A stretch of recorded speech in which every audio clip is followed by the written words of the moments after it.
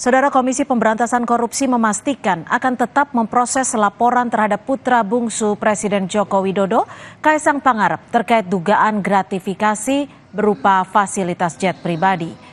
Ketua Sementara KPK Nawawi Pomolango menyatakan laporan tersebut tengah ditangani Direktorat Penerimaan Layanan Pengaduan Masyarakat. KPK juga akan menindaklanjuti laporan terhadap Wali Kota Medan yang juga menantu Presiden Jokowi, Bobi Nasution, terkait dugaan gratifikasi berupa fasilitas jet pribadi. Dalam wawancara bersama jurnalis Kompas TV Dian Silitonga, KPK menegaskan tidak tebang pilih dalam menindaklanjuti laporan yang masuk.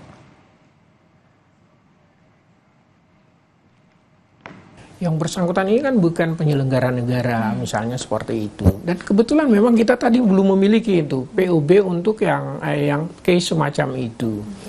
Secara bersamaan itu kemudian ada laporan dari satu lembaga swadaya itu MAKI, kalau nggak keliru juga ada pelaporan seperti itu. Nah, pelaporan seperti itu kita sudah memiliki itu prosedur operasional baku seperti apa kalau ada laporan dan lain sebagainya gitu, tidak perlu dipersyaratkan bahwa ini penyelenggara negara atau apa, kita bisa melakukan itu. Betul-betul ini hanya semacam prosedur administrasinya aja gitu. Enggak ada sama sekali kita kemudian bilang ini gara-gara tekanan. Kalau tekanan itu kita menghentikan itu semua gitu. Enggak ada masalah sebenarnya. Yang kami bisa pastikan bahwa proses itu masih berlangsung dan itu dilaksanakan oleh Direktorat PLPM. Kan siapapun mereka, kita nggak terlalu membeda-bedain sih gitu.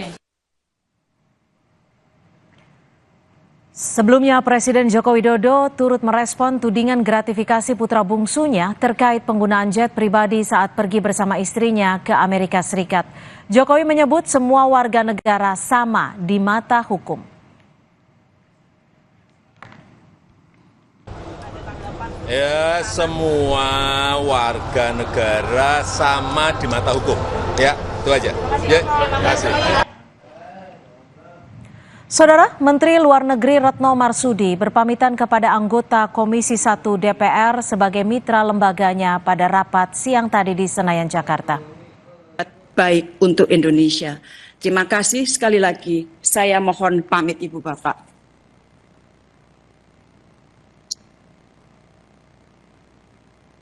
Retno menitip satu pesan kepada Komisi 1 untuk tetap memperjuangkan hak bangsa Palestina. Rapat terselenggara di ruang Komisi 1 DPR RI, Gedung Nusantara 2. Rapat dihadiri dan juga dipimpin Ketua Komisi 1 DPR, Mutia Hafid, dan dihadiri Wakil Ketua Komisi 1 Sugiono hingga Abdul Haris Almasyari. Ibu Bapak, salah satu isu yang ingin saya titipkan terutama untuk Komisi 1 yang akan datang adalah mengenai Palestina. Tadi pimpinan menyampaikan mengenai Palestina. Jangan tinggalkan bangsa Palestina berjuang sendirian di tengah hak-hak mereka dirampas. Ibu Bapak, selamat bekerja. Apapun amanah yang Ibu Bapak akan jalankan ke depan, saya mohon pamit. Dan saya mohon maaf jika dalam pelaksanaan tugas ada yang membuat Ibu Bapak kurang berkenan.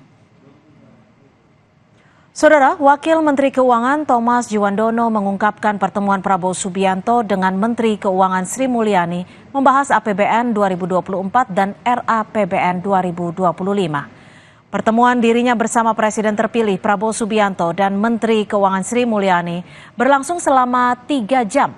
Juga membahas sejumlah anggaran program kerja dalam RAPBN 2025. Wakil Menteri Keuangan menambahkan Sri Mulyani menyampaikan kondisi ekonomi global kepada Prabowo. Wamenkyu membantah pertemuan Prabowo dengan Sri Mulyani membahas tawaran posisi menteri untuk Sri Mulyani di kabinet pemerintahan yang baru. Memberikan presiden terpilih saat ini posisi-posisi APBN kita di 3 bulan terakhir. Ya, jadi itu mulainya itu sebenarnya di situ. Tapi tentu dilanjutkan dengan pembahasan yang sangat dalam mengenai RAPBN 2025. Pembahasannya adalah meminta lagi arahan-arahan dari presiden terpilih mengenai program-program tahun depan dan juga menginformasikan. Saudara, informasi lainnya akan kami hadirkan usai jeda. Di antaranya Ketua Harian DPP Partai Gerindra Sufmi Dasko Ahmad membenarkan adanya penambahan jumlah kementerian di pemerintahan Prabowo Gibran. Pembahasannya kami hadirkan usai jeda.